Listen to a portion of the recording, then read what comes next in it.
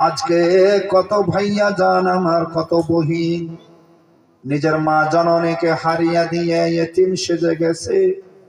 মা কবরে আছে, ওই মায়ের জন্য হাজার হাজার টাকা দিয়েছি। আল্লাহ, সেই মা সেই বাবা দুনিয়া ছেড়ে চলে গেছে, কবরস্থ হয়ে গেছে। আল্লাহ গো, তার জীবনের গুনাহ খাতা মাফ করে তাদেরকে জান্নাতীবাসী করুন। আমিন আল্লাহ তার কবরে জান্নাতি বিছানা বিছিয়ে দেন। আমিন তার কবরে জান্নাতের হাওয়া জান্নাতের মেওয়া পৌঁছা দেন। আমিন।